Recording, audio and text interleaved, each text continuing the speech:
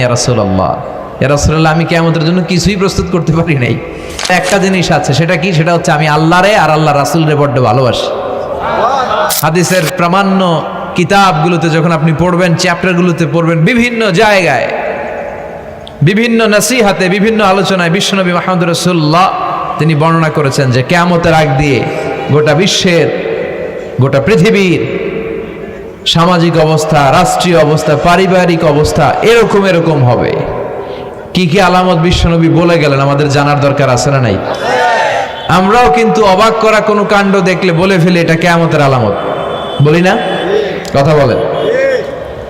আমরা যদি বেহায়াপনা দেখি, বিশেষ করে ধর্মপ্রাণ মুরব্বী যারা আছে, এরা বেহায়াপনা দেখলে সহ্য করতে পারে না। এরা বলে এগুলো কিয়ামতের আলামত।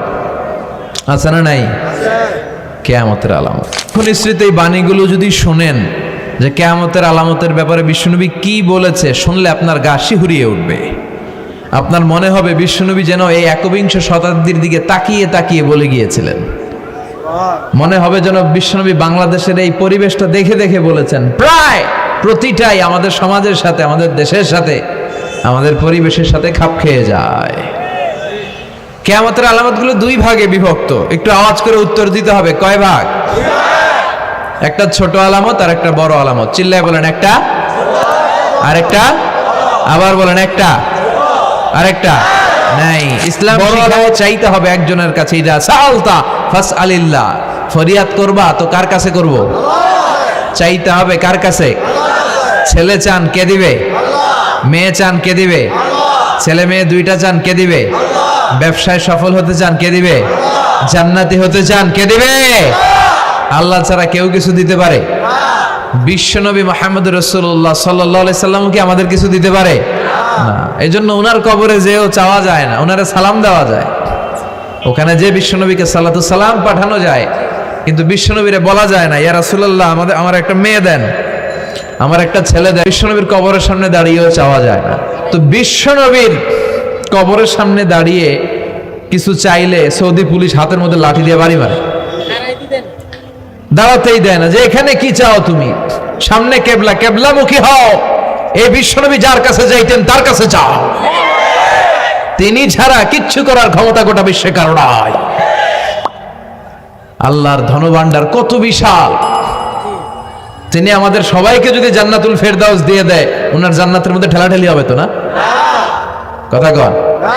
বিশ্বনবী 8টা জান্নাতের যে স্টেজ, এই 8টার সবগুলাই থাকবে না, উনি থাকবে জান্নাতুল ফেরদাউস। কোনটায় থাকবে? তাহলে আমরা থাকবো কই? ইনশাআল্লাহ করবেন না? নবী থাকবে একটাই, আমরা আরেকটাই। এটা সম্ভব? অন্য কোন জান্নাত দিয়ে আমাদের বুঝ দেওয়া যাবে? আমরা আল্লাহর কাছে বলবো, আল্লাহ আমগো নবী যেদিকে, আমরা থাকবো বিশ্ব নবী থাকবে জান্নাতুল ফেরদাউস, আমরাও থাকবো ফেরদাউসে। ইনশাআল্লাহ পড়েন। এত বিশাল জান্নাত, কোনো ধাক্কা ধাক্কি নাই। জান্নাতের এক একটা দরজা চিনেন তো না? বিশ্বনবী যখন জান্নাতের দরজার বর্ণনা দিচ্ছেন, বিশ্বনবী বলছেন ইন্নাল মিসরাআইন মিন মাসারি'আল জান্নাহ মা বাইনা মাক্কা ওয়া হাজার। ও সাহাবারা, জান্নাতের দরজাগুলো কত বড় শোনো শোনো। বিশ্বনবী বললেন সৌদি আরবের মক্কা শহর থেকে বাহরাইনের হাজার শহর যত লম্বা, জান্নাতের এক একটা দরজা তত লম্বা। তার মানে এক এক ধাক্কায় কয়েকশো কোটি লোক জান্নাতে ঢুকে যাবে। তো ওই জান্নাতে আমরা সবাই যদি ফেরদাউসে থাকি, আল্লাহর কোনো ঘাটতি আছে? ওই আল্লাহরে থইয়া মাজারে যায়, ওই আল্লাহরে না ডেকে বাবারে ডাকে, ওই আল্লাহর কাছে না যে মাজারে যে লাল সালু দিয়ে আসে। দেখবেন যে লোকটা মাজারে মশারি দেয়, ওর বাবার ডেঙ্গু রোগ, ওর মারে মশাই কামড়ায়, ওর বাবারে মশাই কামড়ায়। বাপ মার কাছে যায় না। বাপ মা যে কত বড় পীর সাহেব, গোটা বিশ্বের পীর সাহেবরা যদি একটা দোয়া করে আর বাবা মা যদি আরেক পাশে দোয়া করে, বাবা মার দোয়া আগে আগে কবুল হয়ে যাবে। এজন্য চাইতে হবে একজনের কাছে, তিনি কে?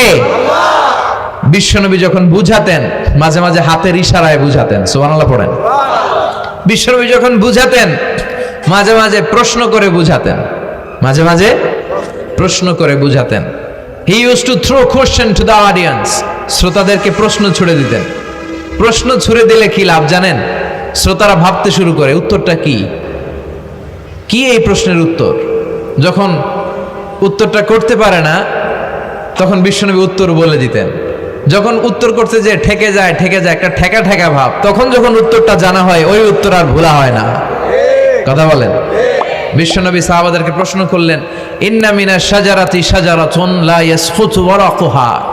ও সাহাবারা, গাছের মধ্যে, বৃক্ষলতার মধ্যে এমন একটা বৃক্ষ আছে, এমন একটা গাছ আছে যেই গাছের কোনো পাতা ঝরে না। মাসালুহা কামাসালুল মুমিন, ওই গাছের দৃষ্টান্ত মুমিনের দৃষ্টান্তের মতো। বলো তো, হাদ্দিসুনি মা হিয়া, দেখি তোমরা পারো কিনা ওই গাছটা কি? কেউ পারে না। কেউ বলে ওই গাছ, কেউ বলে মরুভূমির ওই ক্যাকটাস গাছ, কেউ বলে ওই গুলমলতা, কেউ বলে ওইটা, কেউ বলতে পারে না। বিষ্ণু বললেন কারোটা হয়নি। ইন্নাহা নাখলা, এটা হলো খেজুর গাছ। সাহাবারা ভাবসারে খেজুর গাছ তো প্রত্যেক ঘরের পিছনে পিছনে, এটা ধরছে নাকি? ধরলে তো কঠিনটাই ধরবে। এজন্য সাহাবাদের প্রত্যেক বাড়ির পাশে খেজুর গাছ। ওইদিকে মন যায় না, মন গেছে দূরে, দেখি তো কোন গাছ, খুঁজে পায় না। সুবহানাল্লাহ পড়েন। এই যে বিশ্বনবীর শিখানোর পদ্ধতি, education system, how to teach the children, আপনি ছাত্রদেরকে কিভাবে পড়াবেন, এটা বিশ্বনবী হাতে কলমে আমাদেরকে শিখিয়ে গিয়েছে। ওই মজলিসে আব্দুল্লাহ ইবনে ওমর রাদিয়াল্লাহু আনহু আর ওনার বাবা ওমরে ফারুক দুইজনই উপস্থিত ছিলেন।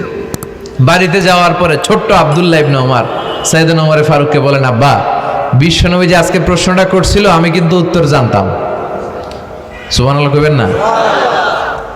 ওমরে ফারুক বললেন, বলো কি, তুমি জানতা যেটা খেজুর গাছ? আব্দুল্লাহ ইবনে ওমর বলে, না ইয়া আবি, হ্যাঁ আমি জানতাম। তো বললা না কেন?